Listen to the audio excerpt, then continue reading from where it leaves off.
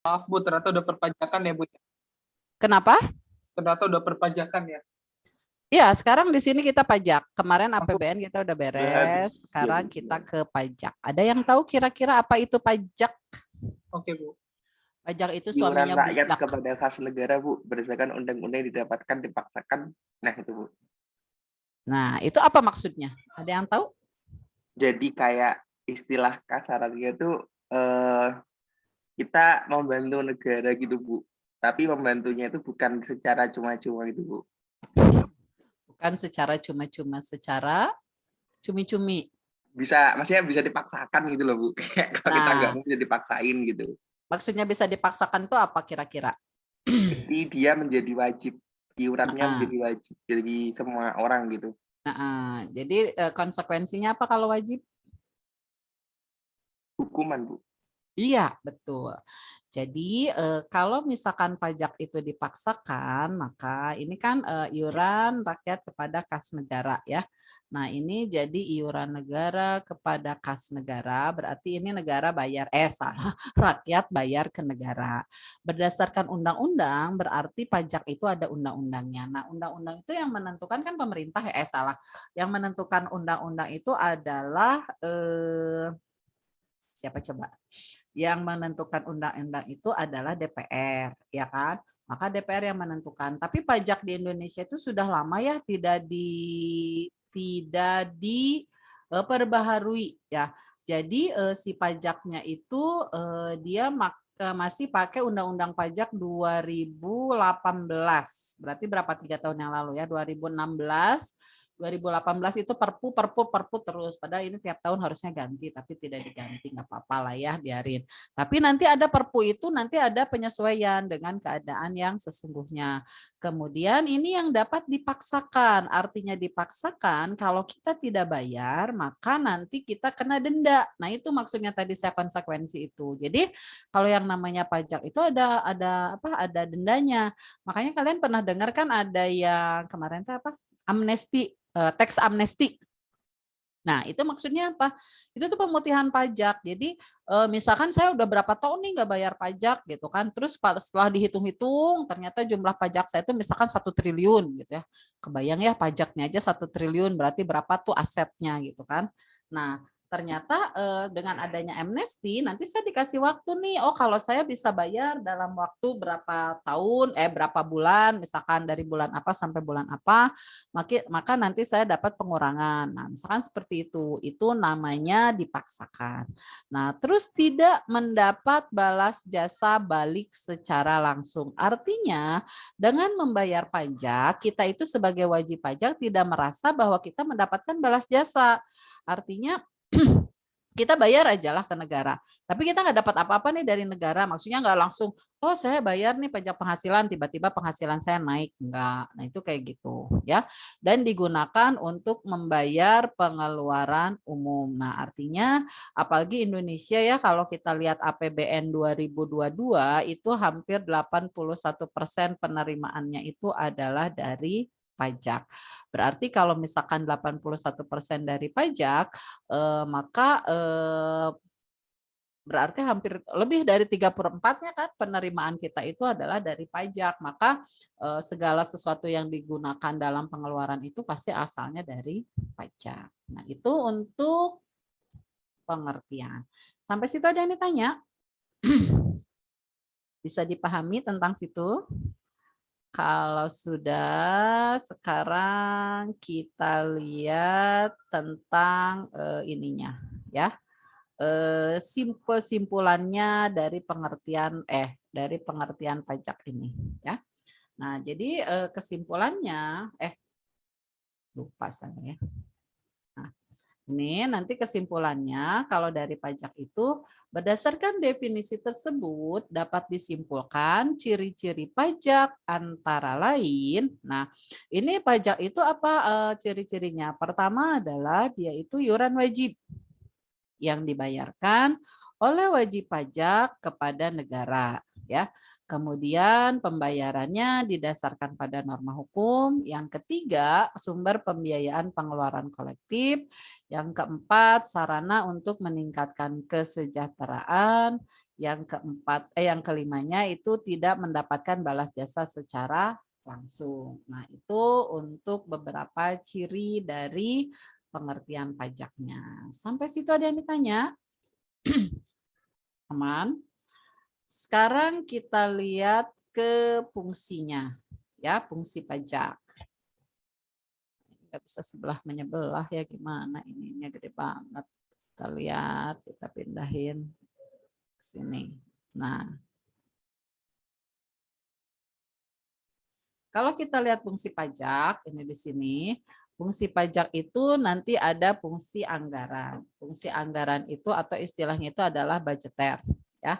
Nah, fungsi budgeter itu artinya bahwa pajak itu digunakan untuk membiayai atau sebagai sumber penerimaan untuk membiayai pengeluaran rutin dan pembangunan. Kemudian yang kedua, fungsi utamanya adalah untuk memasukkan dana secara optimal ke kas negara. Kemudian nah ini mah masih 70% ya, di sini tulisannya harusnya ini sudah hampir 80%-nya gitu kan. Kemudian yang kedua, selain sebagai sumber penerimaan, pajak itu adalah sebagai regulator, artinya dia mengatur ya. Nah, jadi pajak itu bisa dijadikan instrumen. Instrumen itu apa artinya? Alat ya, alat untuk mencapai tujuan tertentu. Yang ketiga adalah fungsi stabilisator. Stabilisator itu kalau regulator kan mengatur. Stabilisator itu adalah menjalankan kebijakan untuk pengendalian harga ya. Pajak dapat digunakan sebagai sarana stabilisasi ekonomi, misalnya menerapkan pajak impor barang mewah untuk mengurangi defisit neraca, misalkan seperti itu ya, itu untuk stabilisasi ekonominya. Kemudian redistribusi, itu kembali kan, distribusi itu pemerataan kembali. Jadi dia digunakan untuk pemerataan pendapatan. Jadi selain didistribusikan juga untuk makin memeratakan, diantaranya dengan lebih memperbanyak penggunaan atau pengeluaran itu di bidang pembangunan infrastruktur. Sampai sini ada yang ditanya? Sampai fungsi? Aman, Bu. Aman. Sekarang manfaat. Ini perlu nggak ya? Ini tuh materinya jadi, nah ini aja deh ya. Yang dikeluarinnya. Biar nanti bisa di-save. Nah, kenapa ini? Nah, kita lihat manfaat pajak. Manfaat pajak itu yang pertama untuk membiayai pengeluaran negara. Pengeluaran negara itu adalah untuk proyek-proyek produktif. Nah, artinya proyek produktif itu adalah untuk yang berhubungan dengan barang-barang ekspor ya, proyek produktifnya itu. Nah, ini kemudian yang kedua, dia untuk reproduktif, untuk memproduksi kembali, misalkan untuk pengairan atau pertanian, kemudian juga untuk pengeluaran umum ya, rekreasi atau monumen, dan pengeluaran tidak produktif atau pertahanan negara. Nah, ini misalkan ini yang disebut tidak produktif. Nah, makanya kan salah satu ini utama itu adalah untuk pertahanan negara, misalkan untuk polisi, TNI, itu ya, itu asalnya dari pajak. Nah, itu untuk manfaatnya. Berikutnya tarif ya. Kayaknya untuk tarif mana ya? Ini deh boleh keluarin ya. Masuk nggak ya? Bentar. Nah, tarif pajak itu nanti ada beberapa. Kalau kita lihat tarif pajak itu, nah nanti ada tarif pajak yang proporsional, kemudian ada tarif pajak yang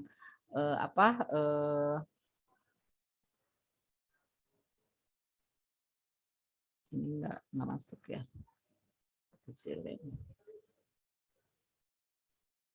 Oh, ini udah habis ya, berarti kita hapus saja deh tarifnya ke yang baru, ini simpan dulu. Bentar ya, karena ini saya baru di SSC-nya. Mari kita bikin dulu ini. Bentar.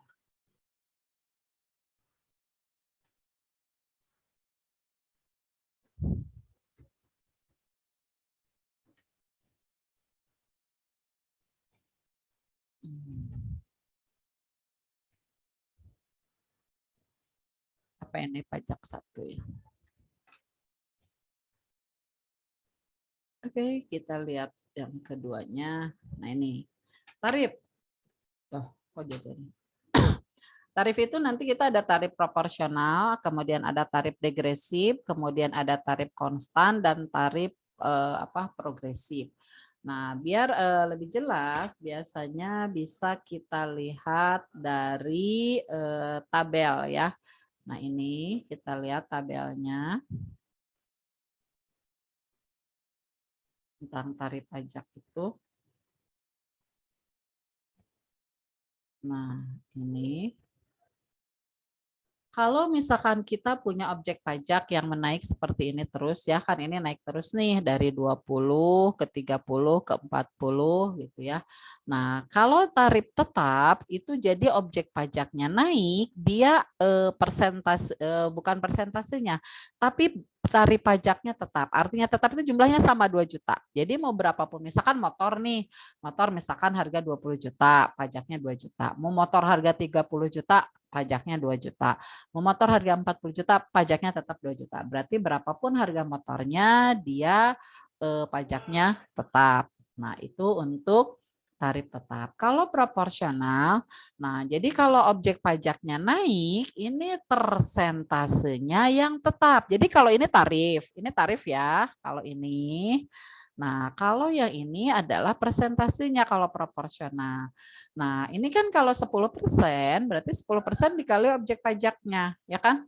Kalau objek pajaknya 20 juta, 10%-nya ini berapa? Berarti ini 2 juta, gitu kan? Kalau 30 juta, berarti ini adalah 3 juta. Kemudian kalau 40 juta, berarti ini adalah 4 juta. Itu kayak gitu, ya. Maka ini adalah tarif proporsional. Bisa kalian membedakan antara tetap dan proporsional? Jadi kalau ini mah tarifnya ya angkanya tetap 2 juta, kalau ini persentasenya. Jadi walaupun ini persentasenya tetap, tapi kan karena objek pajaknya berbeda, maka nanti besaran pajaknya di sini akan berbeda.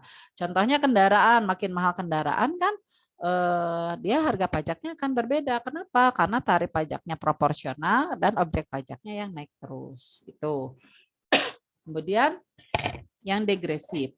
Kalau degresif dia itu punya persentasenya yang menurun. Jadi pada saat objek pajaknya naik, justru persentasenya itu turun, ya itu degresif. Kalau progresif, jadi pada saat objek pajaknya turun, justru ini pun dia ikut kok turun. Pada saat objek pajaknya naik, dia ikut naik. Jadi kalau degresif itu objek pajak naik, persentasenya turun. Kalau progresif itu objek pajaknya naik, persentasenya ikut naik. Nah, di Indonesia itu termasuk yang melakukan pajak dengan sistem progresif. Itu seperti itu. Ada yang ditanya sampai situ? Coba saya mau buka kamera ya. Ini bagus nggak kameranya? Ya, ada yang ditanya nggak sampai situ? Bagus ya belakangnya. Ada yang ditanya nggak? Nggak ada. Aman? Aman, Bu. Oke, kalau aman kita terusin ke sekarang perbedaan pajak dengan pungutan lainnya, ya. Kita lihat di sini nanti ada balas jasanya, kemudian objeknya, sifat, sanksi, lembaga. Oh ini mah nggak usah lah. Nah sekarang yang ini aja. Nah ini untuk azas pemungutan pajak. Azas pungutan ya. Nah, pungutan resmi selain pajak. Pertama adalah retribusi. Retribusi itu apa sih? Jadi retribusi itu adalah pungutan yang selain pajak. Jadi pungutan atau iuran yang dibebankan kepada rakyat atas pelayanan yang telah diterima secara langsung. Dan ini biasanya dia dapat balas jasa secara langsung, ya. Kalau pajak kan tadi dia tidak dapat balas jasa secara langsung. Kalau ini dapat. Itu bedanya retribusi dan pajak. Yang kedua iuran. Apa bedanya retribusi dengan iuran? Iuran itu adalah pungutan yang dilakukan sehubungan dengan pemberian suatu jasa atau fasilitas yang diberikan oleh pemerintah tidak secara langsung, tetapi kepada suatu kelompok, misalnya sampah kan. Jadi misalkan gini, sampah itu kan ada TPS-nya, ada TPA-nya, kan ada tempat penampungan sementara, ada tempat penampungan akhir gitu ya. Nah, itu kan sampah dari rumah itu kan ditarik nih misalkan sama tukang sampah tuh, dikumpulkan ke TPS gitu kan. Nah, penarikan dari rumah ke TPS itu kan nggak ujug-ujug, nggak serta-merta sampah itu datang langsung ke TPS, ya kan? Harus ditarikan. Nah, maka iuran sampah itu digunakan untuk apa? Untuk bayar tukang sampah yang memindahkan sampah dari rumah kita ke TPS. Itulah yang disebut dengan iuran, ya. TPS-nya udah dikasih sama pemerintah. Misalkan ini TPS-nya di sini, cuman kan kita kan nggak mau juga ya ada TPS dekat rumah kita. Misalkan TPS-nya jauh kan sampai Jakarta aja sampai heboh ya dengan Bantar Gebang dan lain sebagainya. Karena itu saking masyarakat setempat itu tidak mau dekat dengan TPS atau TPA, itu kan. Nah, maka makin jauh TPS atau TPA dari suatu lokasi atau dari rumah kita, maka iurannya juga mungkin akan makin besar. Itu iuran. Sekarang bea. Bea impor dan bea masuk. Bea itu adalah pungutan yang dibebankan kepada barang-barang tertentu yang akan diimpor atau diekspor yang melalui negara atau daerah tertentu, ya. Cukai. Cukai itu adalah iuran atau pungutan yang ditetapkan pemerintah atas barang tertentu, misalkan rokok atau minuman keras. Nah, makanya kalau cukai itu dia ada apa istilahnya pita ya, pita cukainya kan kalau rokok gitu kayak minuman keras kan ada pita cukainya. Karena kadang rokok dan minuman keras itu karena dia penggunanya banyak, terus barangnya kecil ya, maka dipakai cukai itu biar terlihat. Beda kan kayak karena kan mereka dimasukkan ke golongan barang mewah ya. Artinya barang mewah itu karena dia sebenarnya penggunaannya itu merusak kesehatan gitu atau tidak baik bagi kesehatan, maka dia diberi cukai biar tidak apa ya disalahgunakan gitu. Nah, itu untuk rokok dan minuman keras. Berikutnya sumbangan. Sumbangan itu adalah pungutan yang ditujukan kepada golongan tertentu, ya. Nah, ini yang dapat dilaksanakan oleh pemerintah, misalkan sumbangan wajib pembangunan. Terus ada IPEDA, ya. Ini sama sih iuran yang tadi ya, dipungut oleh pemerintah pusat berdasarkan undang-undang. Nah, tapi ini tidak semua daerah menerapkannya. Itu beberapa contoh perbedaan. Tapi yang sering kita dengar istilahnya itu adalah retribusi ya, biasanya itu yang lebih sering kita dengar. Kemudian nanti ada ini ya, pemungutan pajak, azas pemungutan pajak. Nah, sebenarnya pajak ini juga sama kayak yang lain ya, yang di materi-materi lain di ekonomi, teori-teori itu banyak dikemukakan oleh ahli-ahli yang berbeda. Kadang menurut ahli ini seperti ini, ahli ini seperti ini, gitu ya. Nah, kalau kita lihat azas pemungutan pajak, nah pemungutan pajak pada prinsipnya harus memperhatikan keadilan dan keabsahan. Pertama, tempat tinggal wajib pajak. Jadi, di mana dia tinggalnya, maka itu azas pemungutan pajak yang pertama. Yang kedua sumbernya, misalkan sumbernya dari mana gitu kan. Yang ketiga adalah azas kebangsaan gitu. Dia berbangsa apa, kewarganegaraan apa gitu kan. Misalkan gini, saya orang Indonesia nih, terus saya misalkan sekolah atau kerja misalkan di Jepang. Nah, apakah saya dipungut pajak di Jepang? Mungkin dipungut karena ada azas domisili, tempat tinggal saya di Jepang. Ya, nah nanti apakah saya dipungut pajak juga di Indonesia? Mungkin dipungut juga karena saya berkewarganegaraan Indonesia, maka saya dipungut pajak juga di Indonesia. Nah, misalkan seperti itu ya, itu untuk azas. Berikutnya ada azas lainnya yang menurut Adam Smith ya. Yang pertama adalah menekankan pentingnya keseimbangan berdasarkan kemampuan tiap subjek pajak ya. Tidak ada diskriminasi, kemudian pemungutan pajak yang dilakukan terhadap semua subjek harus sesuai dengan kemampuan masing-masing ya. Nah, itu untuk kesamaan. Sekarang azas kepastian.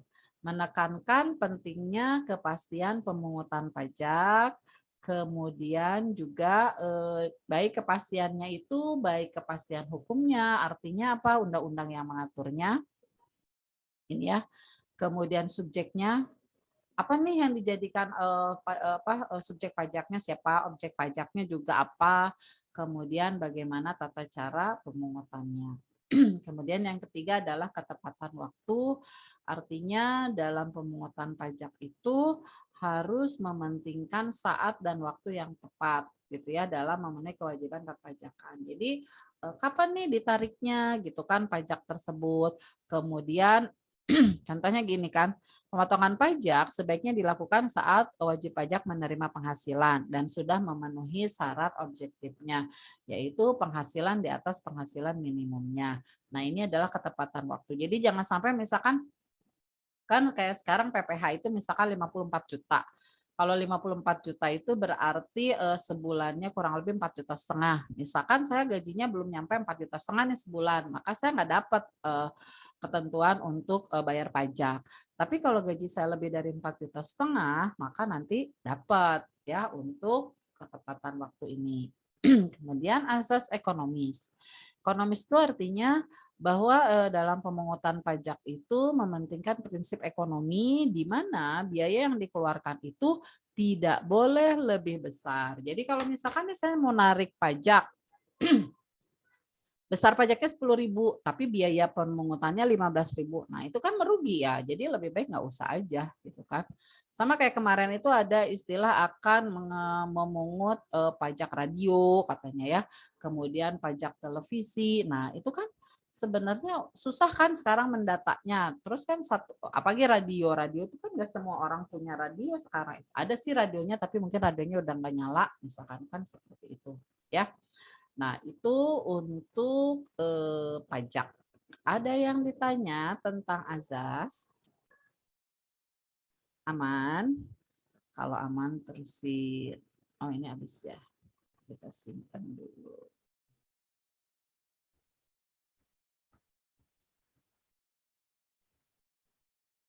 Kita lihat yang ketiga. Nah ini. Jenis pajak. Ada berapakah jenis pajak? Nah, nanti pajak itu bisa dibagi menjadi beberapa ya. Yang pertama adalah berdasarkan pihak yang menanggung. Menurut pihak yang menanggungnya, maka pajak ini dibagi menjadi dua, yaitu pajak langsung dan pajak tidak langsung.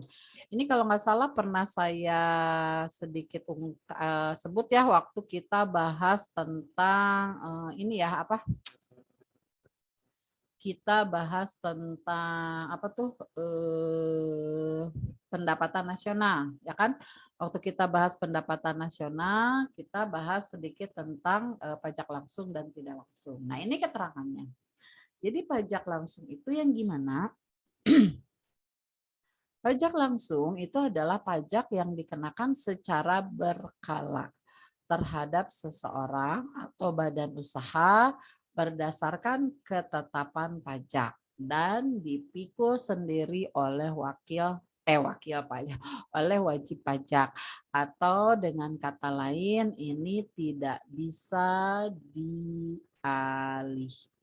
Nah, itu adalah pajak langsung. Nah, pajak langsung ini kalau terhadap seseorang ini adalah pajak pribadi disebutnya gitu ya. Nah, ini disebut pajak pribadi atau perorangan. Kalau pajak badan usaha ini disebutnya juga pajak badan usaha atau perseroan ya. Nah, kemudian yang kedua adalah pajak contohnya ya. Contohnya itu PPh, pajak penghasilan, kemudian PBB ya. Di mana nanti dia secara berkala itu berarti tiap tahun dapat gitu kan. Nah, itu maksud berkala. Berarti ini yang dipungut tiap tahun gitu kan. Nah, terus pajak tidak langsung dikenakan atas perbuatan atau peristiwa. Nah, ini harus terjadi dulu peristiwanya. Baru nanti kita dikenakan pajak. Kalau kita tidak melakukan peristiwa atau perbuatan tertentu, kita nggak akan dikenakan pajak ya. Pemungutan pajaknya tanpa surat ketetapan pajak. Nah, jadi kalau yang ini tadi kan ada berdasarkan ketetapan pajak ya, atau istilahnya itu surat pemberitahuan pajak terhutang Nah, kalau ini dia itu tanpa surat ketetapan pajak, berarti dia itu tanpa SPPT atau nggak ada namanya. Nah, karena tidak ada namanya, maka dia bisa dialihkan kepada pihak lain. Karena ini tidak langsung dipikul. Nah, ini kan katanya langsung nih. Ya langsung dipikul atau ditanggung sendiri oleh wajib pajak. Kalau ini enggak, maka dia bisa dialihkan ke pihak lain. Ya, contohnya adalah PPN, ini ya PPN besar, kemudian PPN kecil, pajak penjualan, kemudian cukai, nanti ada pajak pertambahan nilai, pajak penjualan dan cukai yang memungut adalah perusahaan, yang memungutnya dan yang menanggungnya adalah konsumen. Ya, jadi ini yang memungutnya adalah perusahaan, udah ada perusahaan penanggungnya, nanti pemungutnya, nanti konsumen itu tinggal membayarnya. Jadi kayak pajak penjualan itu kan ada yang menerapkan pajak penjualan itu 5%, ada yang menerapkan berapa? 10%, ada yang menerapkan 15% karena pajak penjualan itu berkisar antara 5 sampai 15% umumnya. Nah, makanya kan kenapa kalau harga barang itu yang berbintang-bintang itu dia lebih mahal misalkan. Ya, karena dia menerapkan pajaknya lebih besar, ya. Terus sekarang yang kedua, berdasarkan lembaga pemungut. Berdasarkan lembaga pemungut itu nanti pajak itu dibagi dua, ada pajak negara dan ada pajak daerah. Pajak negara itu merupakan pajak yang pemungutannya dilaksanakan oleh pemerintah pusat. Nah, jadi pajak negara itu nanti dia dipungutnya oleh pemerintah pusat, ya. Jadi pemerintah pusat yang memungutnya. Nah, contohnya adalah PPH. Nah, ini yang kemarin ada di pajak dalam negeri ya, yang ada di APBN. Pajak dalam negeri yang ada di APBN inilah yang disebut sebagai pajak negara. Nanti ada PPH, ada PPN, ada PPNBM, ya, pajak penjualan barang mewah. Nah, kebalikannya dengan pajak negara, nanti ada pajak daerah. Kalau pajak daerah itu adalah pajak yang dipungut oleh pemerintah daerah, baik daerah tingkat 1 maupun daerah tingkat 2 atau provinsi, kabupaten, kota. Ya. Pajak daerah digunakan oleh pemerintah itu digunakan untuk apa? Untuk membiayai rumah tangganya atau membiayai daerahnya. Contoh pajak daerah itu adalah pajak kendaraan bermotor. Makanya kan kita punya plat nomor itu beda-beda ya. Jakarta, Bandung, misalkan Surabaya beda-beda karena dia masuk pajak daerah, nggak masuk ke nasional. Kalau misalkan dia masuk pajak nasional kan dia nanti apa? Plat nomornya sama semua. Makanya kenapa misalkan kalau di Bandung gitu, misalkan mobil Bandung, kalau di Bandung mobil Jakarta, mobil mana yang lebih sering ditilang gitu kan. Nah, karena kan dia kok pakai jalannya jalan Bandung tapi kok ada di bayar pajaknya di Jakarta, itu kayak gitu ya. Nah, itu untuk pajak kendaraan bermotor. Yang kedua adalah pajak reklame. Pajak reklame itu kayak iklan ya yang suka ada di pinggir jalan, yang billboard atau namanya teh apa sih yang spanduk gitu ya, terus baliho. Nah, itu kan termasuk bagian dari reklame. Kemudian pajak hiburan. Pajak hiburan itu kayak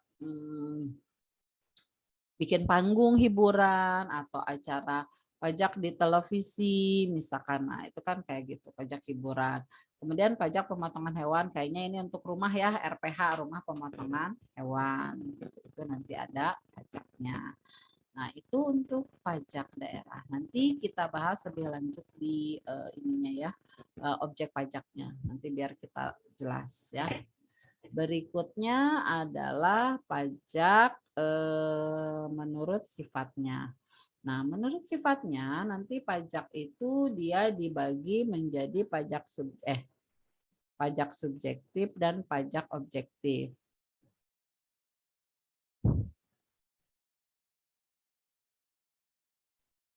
Mana tadi? Nah, ini ya. Nah, pajak subjektif itu adalah pajak yang tergantung pada subjeknya atau wajib pajaknya. Jadi siapa nih wajib pajaknya? Dia punya penghasilan berapa gitu kan? Nah, itu adalah pajak subjektif. Contohnya adalah PPh atau PBB. Kalau pajak objektif itu dilihat atau dipungut berdasarkan objeknya tanpa memperhatikan wajib pajak. Contohnya adalah pajak penjualan, kemudian cukai. Nah, itu adalah pajak objektif. Sampai sini ada yang tanya? Aman? Aman Ibu. Oke, kalau aman terusin. Struktur pajak kayaknya nggak usah. Ini nggak usah ya, udah tadi. Sekarang sistem pajak. Nah, sistem pemungutan pajak. Nah, untuk sistem pemungutan pajak ini nanti ada beberapa yang dilakukan oleh pemerintah Indonesia ya. Atau nanti kita lihatnya ini aja deh. Di sini ya. Nah, ini. Bentar.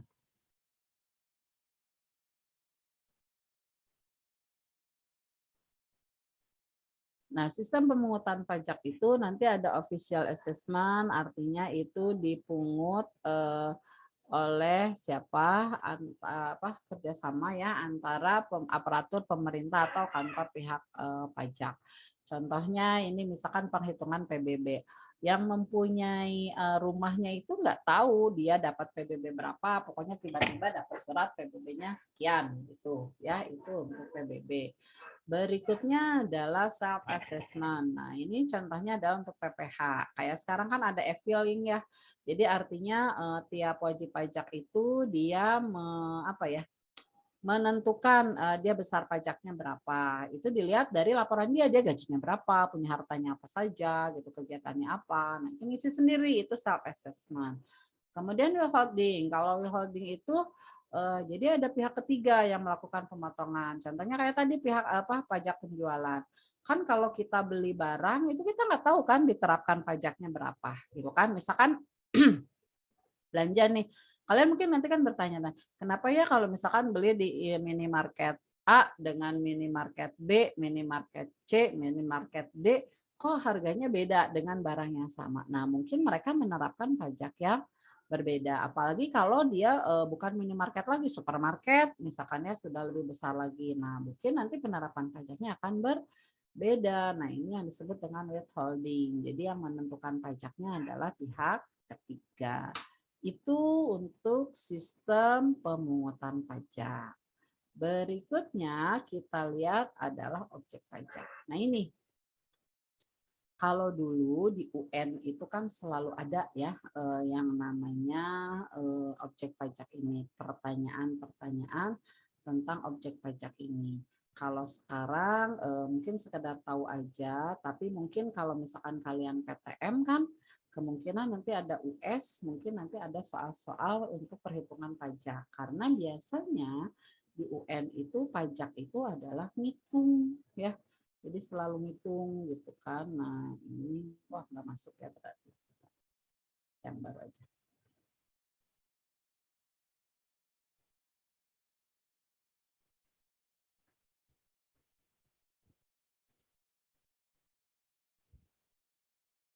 Nah, ini kita lihat objek dan cara pengenaan pajak. Objek pajak itu nanti dia ada yang namanya objeknya itu adalah PPh. PPh itu pajak penghasilan, di mana penghasilan itu adalah tambahan kemampuan ekonomis yang diterima atau diperoleh wajib pajak yang berasal dari Indonesia maupun dari luar Indonesia. Jadi dia dapat uangnya dari mana? Ya, nanti pengenaan pajaknya ini kalau sampai 50 juta 5%, di atas 50 juta sampai 250 15%, 250 sampai 500 juta 25%, di atas 500 juta 30%. Nah, kemudian penghasilan tidak kena pajak itu 54 juta bagi wajib pajak orang pribadi tidak kawin, artinya belum nikah gitu ya. Nah, tapi dia sudah bekerja, nah nanti dia dipotong 54 juta. Kemudian 4,5 juta untuk suami istri, 4,5 juta bagi masing-masing anak. Kemudian 112.500 juta bagi istri atau suami yang bekerja dengan penghasilan digabung. Dan untuk pajak penghasilan badan usaha mulai 2010 itu adalah 25%. Ya. Nah, pajak ini kita lihat contoh ya. Kita lihat ada contoh soalnya biar nanti hitungnya sekalian ya. Tadi apa PPh ya?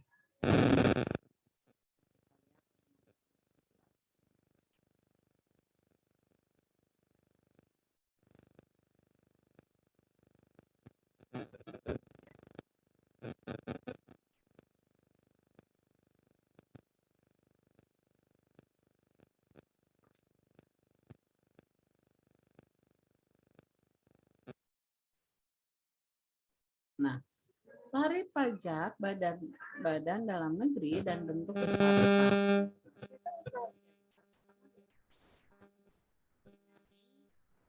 ini 2009 ya, belum 2010.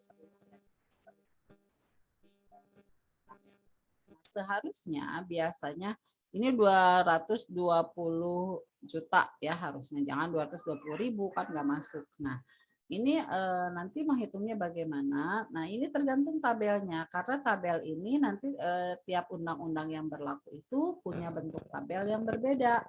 Maka kita mengerjakan pakai tabelnya. Nah, sekarang pertanyaannya, Bu, terus kalau tabelnya nggak ada itu gimana? Nah, sebenarnya kalau tabelnya nggak disertakan itu soal yang salah. Kenapa soal yang salah? Karena kan kita nggak tahu tiap tahun ini kan aturan pajaknya berbeda, gitu kan? Jadi kita nggak tahu kita pakai aturan pajak. Nah, seandainya ini kan 2009 ya, dia laba bersih 220 per juta. Nah, ditanya pajak terutangnya dia masih bisa pakai tabel ini. Kalau misalkan perhitungannya 2011, dia punya laba sekian, maka pajaknya itu adalah 25%. Dikali dengan labanya tadi 220 juta. Berarti dia bayar pajaknya 55 juta. Itu seperti itu. Kalau aturan 2011, kalau menghitung aturan 2011. Kenapa? Karena kalau 2011 itu kan udah lewat dari aturan 2010. Karena pada saat 2010 itu diketahui bahwa pajak badan usaha itu adalah 25% dari laba bersih. Nah, itu seperti itu. Nah, sekarang kalau andaikan kita nggak dikasih tahu gitu ya bahwa 2010 itu 25%, nah mungkin kita ngitungnya pakai tabel ini gitu ya kalau dihitung tahun 2011 gitu ya. Makanya untuk peraturan pajak itu seharusnya ada dia persentasenya. Nah, sekarang ini 220 juta. Nah, bagaimana menghitungnya? Nah, 220 juta itu kita masukkan. Dia masuk nggak ke rank pertama? Rank pertama itu 0 sampai 50 juta masuk gitu kan. Nah, maka nanti dia masuk rank pertama itu 50 juta ya. Di mana 50 juta ini dikali dengan 10%. Maka nanti hasilnya adalah 5 juta. Ini untuk yang rank pertama. Nah, sekarang dia masuknya ke rank kedua gitu kan. Rank kedua itu dari mana? 50 sampai 100. Nah, berarti dia itu selisihnya. Ya. Selisihnya berapa? Berarti 100 kurangi 50. Maka ini masuk juga 50 juta. Gitu ya. Nah, ini 50 juta kali 15%. Berarti ini hasilnya adalah 7.500.000. Itu kayak gitu. Jadi kita masukkan ke ranknya satu per satu. Gitu kan. Nah, kemudian ini dari atas 100. Nah, tinggal sisanya 220 dikurangi 100 berarti berapa? 120 juta. 120 juta dikali dengan 30%. 30% dari 120 juta itu adalah 36 juta. Maka ini jawabannya kita jumlah 500. Kemudian ini 12 tambah 6, 8. Ya kan, 18. Sini 1 berarti 48.500.000. Maka jawabannya adalah yang C. Itu seperti itu.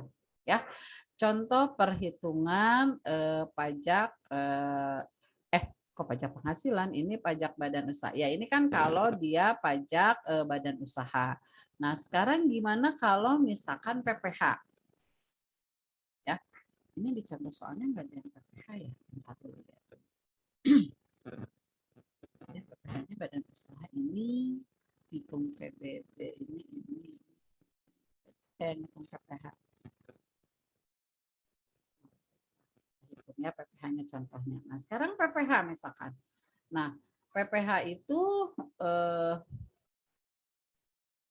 misalkan dia punya gaji gitu ya. Misal dia punya gaji atau pendapatan itu adalah 10 juta per bulan. Ya kan? Berarti kalau 1 tahun dia dapat 120 juta per tahun. Gitu ya. Nah, kemudian dia wajib pajaknya itu belum menikah misalkan. Nah, kalau belum menikah, maka nanti dia kena penghasilan tidak kena pajak. Penghasilan tidak kena pajaknya adalah 54 juta. Itu kayak gitu. Itu gajinya 10 juta mah kekecilan ya. Nah, biar ngitungnya enak kita ganti deh ke 100 juta aja ya. Biar gede.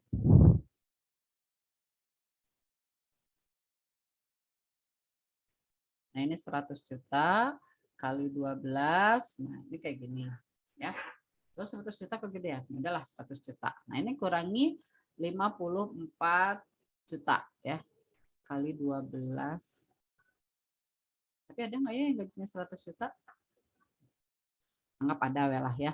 Nah, maka nanti PPH-nya itu adalah dikurangin dulu. 1.200 juta gitu kan penghasilannya dikurangi nanti dengan 54. Atau ini takut kegedeannya ganti lagi aja deh. Jangan 100 juta, berapa? 50 juta lah ya. Ini 50 juta. Nah, berarti nanti dia dapatnya adalah 600 juta gitu. Biar masih masuk akal ya, 600 juta misalkan. Nah, ini kalau 600 juta berarti nanti dia penghasilannya dari 600 juta itu dikurangi 54. Nah, ini 600 juta kurangi 54. Berarti yang kena pajaknya itu adalah 546 juta. Nah, itu kayak gitu ya. Nah, nanti PPH-nya gimana? Ini hitung. Yang pertama itu kan ranknya 50 juta, berarti 50 juta kali 5%. Berapa? Ini 2.500.000 misalkan gitu ya. Yang kedua, lihat ranknya 50 sampai salah ini ya. 50 sampai 250. Berarti ini adalah 200 juta. Nah, gitu kan? 200 juta kali 15 kali 5 ini kali berapa 10% ya kali 15 kali 25 kali 30 naiknya kan 10% 10%. Kalau ini 5 200 250 dan 500. Nah, itu kayak gitu. Nah, ini kita lihat ini 15% dikali 200 juta berarti ini adalah 30 juta. Ya. Kemudian ini baru 250. Berikutnya kan 250 lagi ya karena dia lihat di sininya nih ranknya itu dari 250 sampai 500. Jadi dikurangi 500 kurangi 250. Berarti ini 250 juta dikali dengan 25%. Seperempatnya dari 25 berapa? Dari 250 125 6 25 ya. 62.500. Nah, itu kayak gitu. Kemudian sisanya berarti tinggal 46. Ya kan? Nah, nanti 46 jutanya juga dihitung. Aduh, ini tambahnya nggak masuk.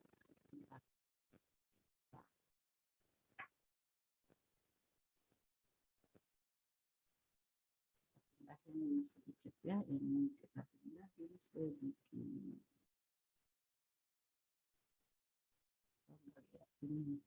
Saya lupa ya perasaan ini di OneNote aja. Kalau OneNote kan ada itunya ya, ke bawah terus. Lupa kalau ini pakai pen ininya habis bentar. Nah, maka dari 546 ini nanti kita kalikan sama kayak tadi ya. 546 itu berarti 50 juta dikali 5% berarti 2.500.000. Kemudian 200 juta dikali 15% berarti ini 30 juta. Kemudian 250 juta dikali 25%, 62.500. Kemudian 46 juta dikali dengan 30%. Berapa tuh? 46 kali 3, 18, 13, 8 ya. 13.800.000. Ini nanti dijumlah 100, 100. Ini 800.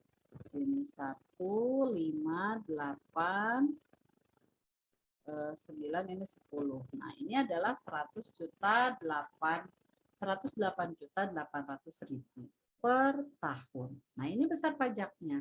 Nah, ini kebayang ya, gajinya 50 juta sebulan, pajaknya 108 juta. Berarti 2 bulannya hilang ya buat bayar pajak. Nah, ini untuk PPH ya. Jadi makin besar pendapatan kita, maka akan makin besar besaran pajaknya. Ini per tahun, nanti hitung dia per bulan. Ya. Itu contoh untuk perhitungan PPH. Sampai situ ada yang ditanya? Aman? Kalau aman, nanti kita lihat yang berikutnya. Objek pajak berikutnya itu adalah tentang PBB, ya. Dan PPNBM, kemudian PPN, gitu ya. Nah ini nggak ada hitungannya PPN. Nah ini pajak pertambahan nilai ini nanti antara 5 sampai 15. Ini tergantung dari ketetapan negara atau barangnya ya. Nanti ada minuman ringan, kendaraan bermotor, alat rumah tangga, tekstil. Nah, dia kena PPN. Kemudian nanti ada PPNBM ya. PPNBM itu yang pertama dia bukan kebutuhan pokok, dikonsumsi oleh masyarakat tertentu, umumnya dikonsumsi masyarakat berpenghasilan tinggi, dikonsumsi untuk menunjukkan status, dan ini yang tadi yang kata saya rokok dan minuman keras itu ya. Barang apabila dikonsumsi dapat merusak kesehatan dan moral. Nah, maka dia itu dikenai pajak 30% sampai 200%. Itu untuk barang mewah. Berikutnya adalah PBB. Nah, yang paling sering ditanya di UN, US itu biasanya kalau nggak ngitung PBB itu ngitung PPH sebenarnya, ya karena dia kan yang ada pakai tabel-tabelnya gitu. Nah, ini kita lihat sekarang objek pajak yang keempat itu adalah PBB. Nah, PBB itu apa? PBB dikenakan kepada seseorang atau badan hukum yang memiliki, menguasai, atau memperoleh manfaat bangunan dan atau mempunyai hak atau manfaat atas permukaan bumi. Jadi dia punya tanah nih, dia menguasai. Menguasainya itu dari atas, dari tanahnya sampai yang di bawah permukaan tanahnya. Itu dia bisa manfaatkan. Nah, nanti itu adalah PBB ya, semua kena pajak. Jadi kalau misalkan saya punya tambang, nah kan tambang di bawah permukaan bumi ya kena, mau yang di atas rumah kena gitu ya, mau tanahnya aja kena gitu ya. Nah, objek pajak yang tidak dikenakan PBB. Apa saja yang tidak dikenakan PBB? Yang pertama adalah objek pajak yang dikenakan untuk melayani kepentingan umum dan tidak mencari laba. Contohnya tempat ibadah, misalkan kayak masjid, gereja, kayak gitu nggak kena pajak. Yang kedua sarana kesehatan, puskesmas, rumah sakit, apalagi kalau dia badan layanan umum ya kayak rumah sakit negeri gitu ya. Nah itu dia gratis kan, tidak bayar. Pendidikan, sekolah gitu ya, sosial, misalkan yayasan panti asuhan, kebudayaan, misalkan kayak museum gitu ya. Nah itu gratis. Dan bukan gratis, maksudnya tidak bayar PBB. Yang kedua, tempat yang dijadikan untuk kuburan atau peninggalan berbakal. Misalnya Candi Borobudur kan gede tuh. Nah, itu nggak kena pajak itu kawasan Candi Borobudur itu. Kemudian hutan lindung, misalkan hutan cagar alam gitu ya, Suaka Marga Satwa, hutan wisata, taman nasional, gitu kan, tanah pengembalian atau pengembalaan yang dikuasai oleh desa. Kemudian ada juga objek pajak yang digunakan oleh perwakilan diplomatik dan konsuler. Nah, ini biasanya berhubungan saling mempengaruhi ya. Jadi kalau misalkan perwakilan Indonesia di negara sana itu harus bayar, maka perwakilan mereka pun harus bayar. Misalkan di Malaysia lah, misalkan di Malaysia itu kita harus bayar pajak nih perwakilan kita atau konsulat kita di sana. Nah, maka nanti perwakilan atau konsulat Malaysia di kita pun harus bayar gitu ya. Jadi ini mah lebih ke saling ya. Kemudian yang digunakan oleh badan atau perwakilan organisasi internasional, misalkan sekretariat ASEAN itu ada di Jakarta gitu kan, misalkan. Oh, berarti dia tidak dikenai pajak gitu ya untuk gedung yang digunakan untuk sekretariat tersebut. Itu adalah beberapa hal yang tidak dikenai pajak. Berikutnya, mulai tahun 2014 itu ada beberapa pengelolaan pajak yang berubah, terutama yang berubah itu adalah di sektor PBB. Jadi PBB itu mulai 2014 dia dibagi dua. Kalau dulu itu PBB dia ada yang masuk ke daerah ya. Nah, mulai 2014 dia ada dua. Jadi ada yang masuk ke pajak pemerintah pusat, ada yang masuk ke pemerintah daerah. Nah, apa yang masuk ke pemerintah pusat? Yang masuk ke pemerintah pusat itu adalah pajak atau PBB yang berkaitan pertama dengan perkebunan, kedua perhutanan, ketiga pertambangan. Maka disebutnya P3. Kalau PBB perkotaan, apa yang dipungut oleh daerah itu namanya P2, yaitu perdesaan dan perkotaan. Mungkin kalau secara geografi kan kalian suka belajar ya tentang batas administrasi ya, misalkan batas Bandung, Bogor, Cianjur gitu kan. Misalkan Kota Bandung itu berbatasannya dengan mana aja, Jakarta dengan mana aja, itu kan batas administrasi, ya kan? Nah, itu nanti PBB-nya kan beda nih. Misalkan saya di Bandung nih. Bandung itu kan ada Kota Bandung, ada Kabupaten Bandung, ada Kota Cimahi, ada Kabupaten Bandung Barat, misalkan gitu ya. Ada Sumedang. Nah, itu kan daerah-daerah yang berdekatan dengan Kota Bandung semua. Nah, kalau dilihat itu besaran PBB-nya berbeda. Kenapa? Karena yang memungutnya pemerintah daerah. Jadi tergantung pemerintah daerahnya. Dia mau memungutnya berapa gitu ya. Itu untuk berdasarkan batas administrasi. Nah, tapi gimana dengan hutan, kebun atau pertambangan? Nah, misalkan kayak kebun teh, misalkan kayak di Puncak gitu kan ada perkebunan teh. Nah, itu kan perkebunan teh itu berbatasan mungkin antara Bogor gitu kan, Jakarta, Cianjur. Nah, itu kan kalau misalkan secara administratif kan susah ya menentukannya karena dia berbatasan di berbagai daerah. Maka karena ada banyak perbatasan administrasi itu, maka pemungutan untuk kebun, hutan, dan tambang masuknya ke pemerintah pusat. Maka nanti PBB itu kalau ditanya dia masuk ke pemerintah pusat atau daerah, dia masuknya kedua-duanya, baik ke pusat maupun ke daerah. Itu seperti itu. Ada yang ditanya? Sampai situ? Nggak ada.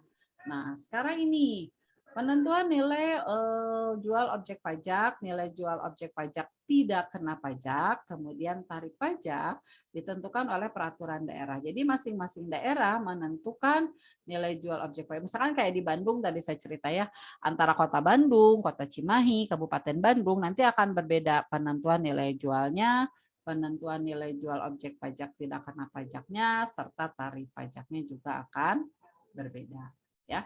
Nah, kalau kita lihat nanti NJOP-TKP-nya itu terendahnya adalah 10 juta dan tarif pajaknya tertingginya adalah 0,3%.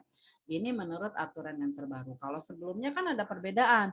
Kalau dia lebih dari 1 miliar gitu kan atau dia lebih dari 2 miliar nanti tarif pajaknya berbeda. Kalau sekarang enggak, jadi udah disamakan dengan tarif yang tertinggi pokoknya 0,3. Kayak saya kalau lihat dari Cimahi itu kan saya tinggalnya Cimahi ya. Nah, itu tarif pajaknya itu 0,11 ya, 0,11%. Kalau misalkan di Bandung juga kalau nggak salah sekitaran segitu gitu ya. Jadi antara 0,1 sampai 0,3 itu untuk tarif pajak. Nah, kita lihat gimana cara perhitungannya untuk tarif pajak PBB tadi ya. PBB tadi contohnya. PBB. Nah, ini.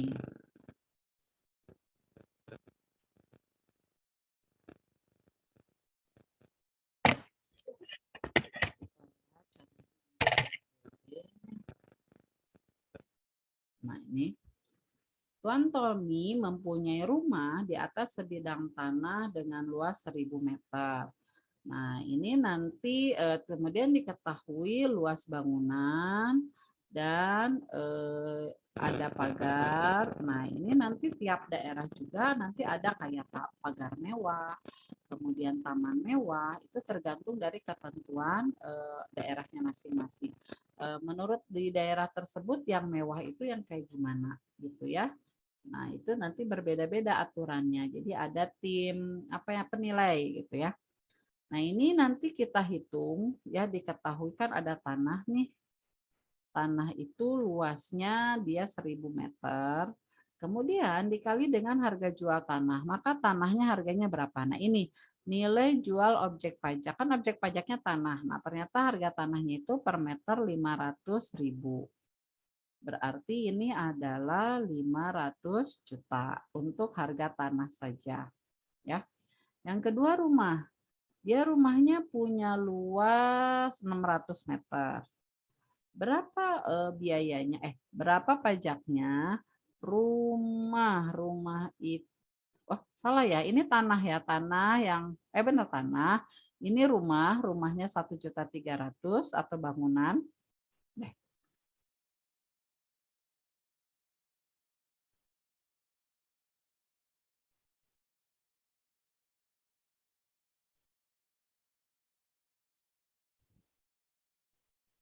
Ini 1.300.000.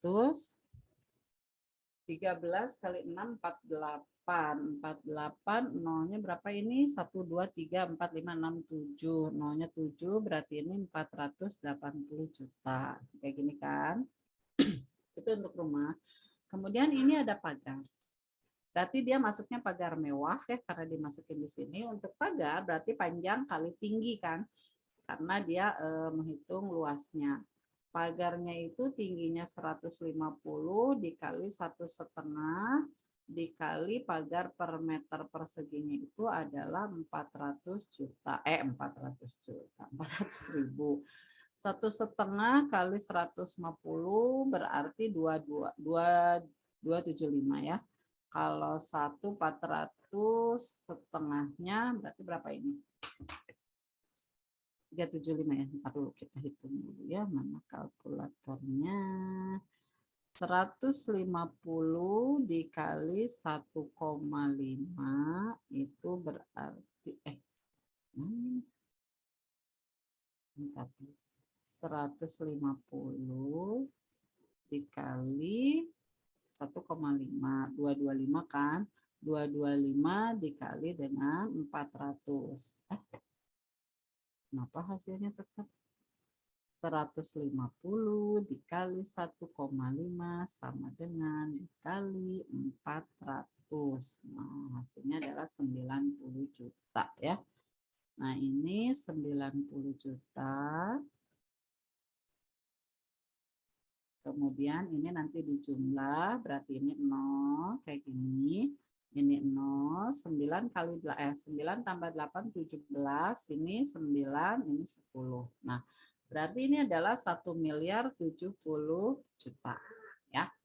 Nah, kemudian ini NJOP TKP. Nah, berarti nilai jual objek pajak tidak kena pajak. Nah, ini kan nilai jual objek pajak. Nah, kemudian nanti dikurangi NJOP TKP. Nilai jual objek pajak tidak kena pajak. Nah, jadi dari 1.070.000.000 itu yang tidak kena pajaknya 8 juta. Gitu ya.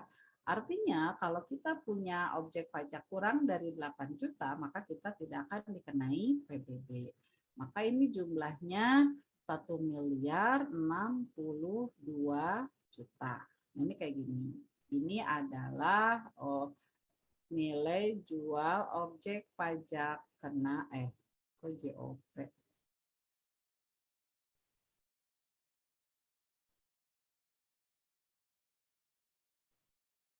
Ini adalah NJOP. NJOP-nya sekian. Nah, tarifnya itu berapa? Nah, tarifnya kita lihat. Di sini diketahui nggak? Nah, di sini nggak diketahui.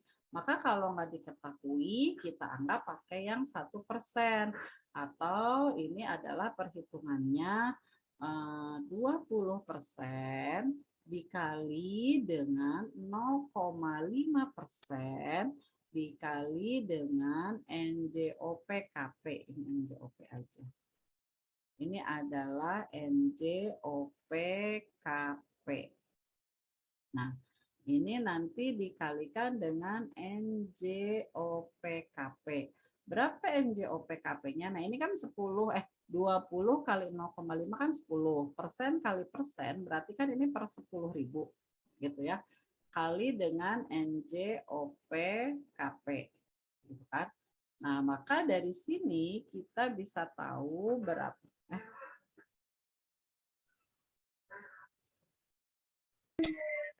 Ini yang salah nggak sih angkanya?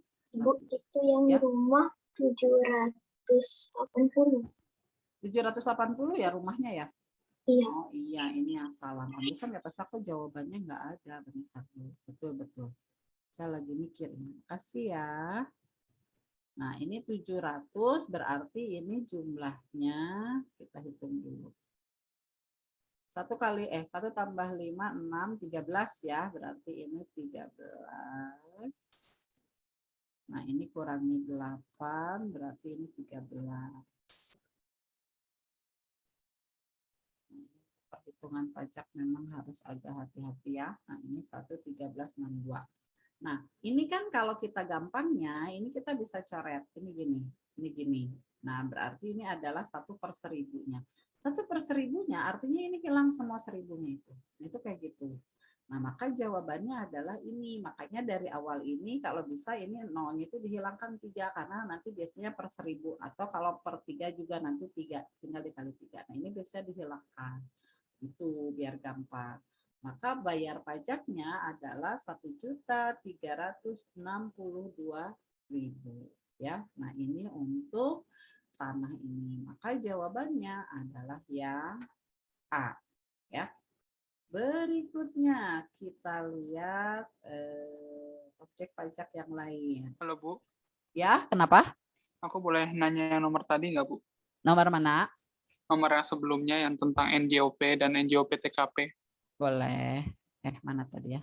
Ini gimana? Nah, jadi dulu aku kelas 11 pernah dapat soal kayak gini Bu, cuma pernah ada perdebatan Bu, NJOP yang NJOP TKP sekarang itu 12 juta apa 15 juta ya Bu? Nah, itu tergantung daerahnya. Oh, tergantung daerah ya? Iya, jadi tergantung daerahnya. Jadi itu tuh ditetapkan oleh masing-masing daerah. Cuma ditetapkan minimalnya 10 juta. Oh, okay. Nah, tadi kan saya bilang kalau pajak itu kan undang-undangnya tiap tahun berubah ya. Jadi misalkan sekarang aja yang tahun 2022 nggak tahu berapa NJOP TKP-nya. Nanti aja kita lihat berapa. Itu kayak gitu. Jadi pertama karena ini ada termasuk pajak daerah, maka itu tergantung oleh daerahnya. Jadi dari mulai penentuan dia harga jualnya berapa, ini NJOP tanahnya berapa, NJOP bangunannya berapa gitu ya. Nanti pagar mewah berapa, termasuk NJOP TKP-nya berapa, itu ditentukan oleh masing-masing daerah. Itu tidak bisa disamakan. Tadi kan saya cerita nanti antara Kabupaten Bandung, misalnya kalau di Bandung ya Kabupaten Bandung, Kodia Bandung, nah itu akan beda besarannya gitu, tergantung masing-masing daerah, termasuk nanti tarifnya. Tarifnya juga akan berbeda. Nah, tarif yang terbaru itu kan antara 0,1 sampai 0,3 Nanti tergantung daerahnya mau pakai tarif yang mana. Makanya kalau untuk soal pajak itu sebenarnya harus dijelaskan dengan sejelas-jelasnya dia pakai tarif mana. Kayak model ini soalnya udah salah sebenarnya. Karena kan ditanya pajak PBB yang harus dibayar oleh Tuan Tommy, nggak disebutkan kan tarifnya berapa. Karena sekarang itu ketentuan tarifnya antara 0,1 sampai 0,3, kan nggak tahu berapa. Kalau dulu memang semua tarifnya itu adalah 0,1, misalkan kalau sampai 1 miliar. Di atas 1 miliar nanti 0,2 misalkan. Nah nanti di atas 3 miliar sekian. Kalau dulu kan aturannya kayak gitu. Nah misalkan karena ini nggak ada ketentuannya berapa, kita anggap amannya aja lah yang paling rendah 0,1. Nah itu kayak gitu. Ya, itu Safa, ada lagi yang ditanya? Oke, itu aja sih, Bu. Oke. Oke, kalau gitu kita terusin. Tadi sampai mana ya? Sampai objek pajak ya. Objek pajaknya itu tadi terakhir sampai PBB. Sekarang kita lihat objek pajak yang lain. Yang terakhir itu adalah BPHTB dan materai. Nah, materai juga ini terbaru, ya kan?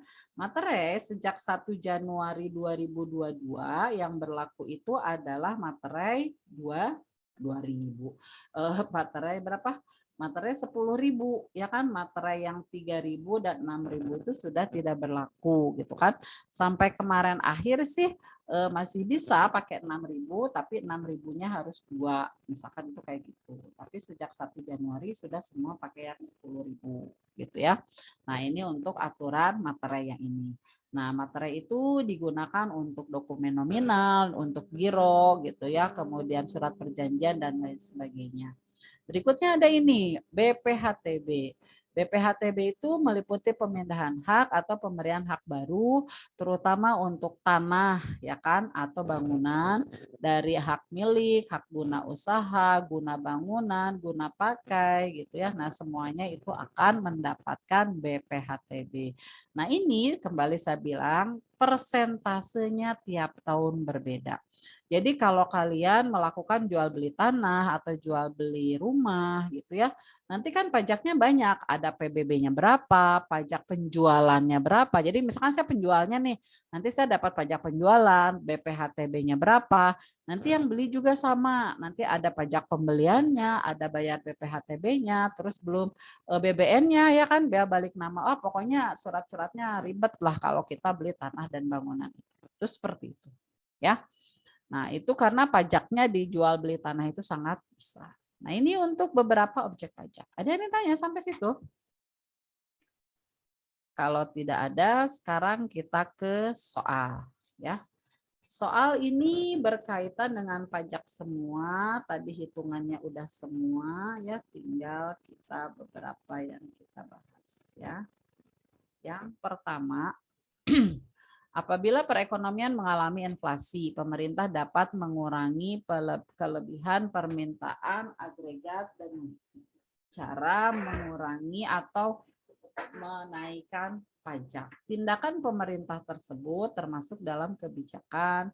Kalau kebijakan yang berhubungan dengan belanja negara, pasti itu adalah fiskal.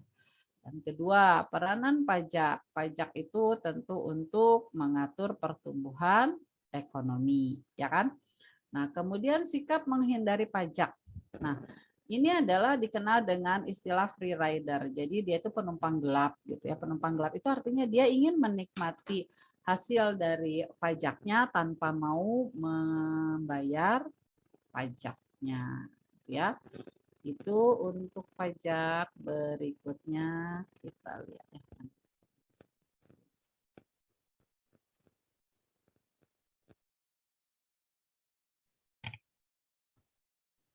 Ini kita lihat berikut ini masuk ke dalam pajak tidak langsung. Pajak tidak langsung berarti tidak ada pemberitahuan pajaknya. PPN tidak ada, pajak penghasilan ada namanya, berarti jawabannya adalah yang B. Karena ini pertanyaannya yang kecuali. Berikut. Sistem perpajakan yang dapat digunakan untuk mengatur tingkat pemerataan pembagian pendapatan ini adalah progresif. Jadi makin kaya berarti makin besar pajak yang harus dia bayar ya. Berikutnya nomor 6.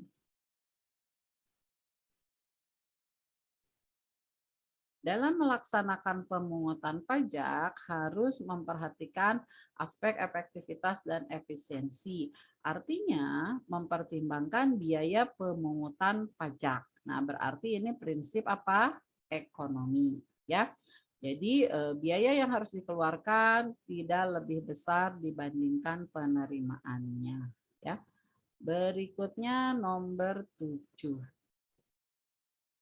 Ini nggak akan masuk ya, nomor 7.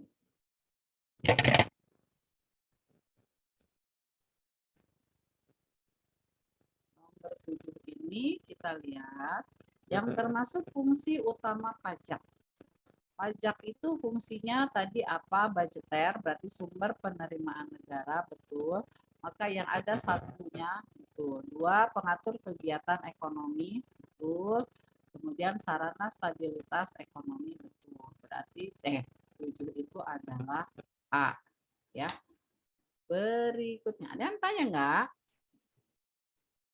Aman? Oh, aman terusin. Berikutnya nomor 8.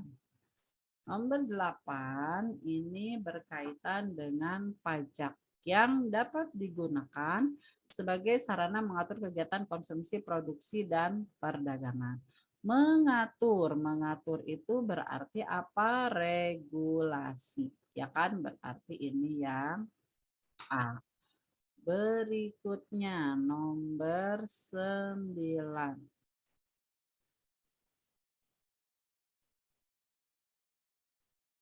Nomor 9 itu tentang pajak daerah. Nah, berikut ini termasuk ke dalam pajak daerah. Pajak daerah itu ada banyak ya. Tadi kan ada pajak reklame, kemudian pajak PBB, ya kan, PBB P2, kemudian pajak kendaraan bermotor, pajak hiburan, kemudian pajak tontonan, harga tiket bioskop kan beda-beda ya kan. Kemudian pajak RPH, rumah pemotongan hewan, kemudian pajak ini ya penghasilan bukan, ini kendaraan bermotor betul, ini bukan, ini bukan, ini bukan. Galian C ya, galian yang tidak vital kayak pasir dan lain sebagainya. Ini B. Nomor 9. Berikutnya kita lihat nomor 10.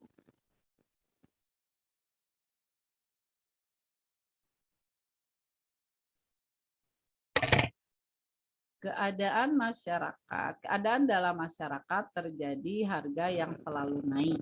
Banyak terjadi pengangguran, bertambah inflasi tinggi. Untuk mengatasi hal tersebut, pemerintah melakukan kebijakan. Yang ditanya itu adalah kebijakan fiskal. Fiskal itu tentang apa kemarin? Fiskal itu tentang penerimaan dan pengeluaran, ya kan? Nah, maka nanti tentang penerimaan pengeluaran ini apa yang harus dilakukan? Nah, penerimaan itu pajak harus dinaikkan, kalau pengeluarannya diturunkan. Berarti menaikkan pajak betul, suku bunga salah, ini moneter, diskriminasi juga salah, maka jawabannya adalah yang A. Karena kata lain dari fiskal itu adalah pajak ya. Ini 3 lagi tanggung ya, kita terusin. Ya 3 ya, 11, 12, 13. 14, 15 yang udah tadi ngitung. Kita lihat ke sini.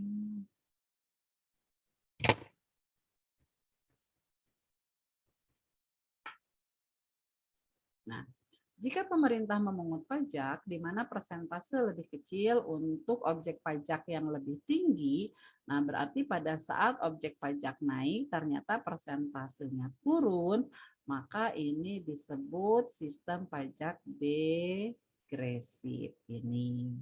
Terus, saat ini pemerintah melakukan pemungutan pajak melalui sistem pajak apa? Nah, jadi sekarang itu pakai official achievement dan withholding ya.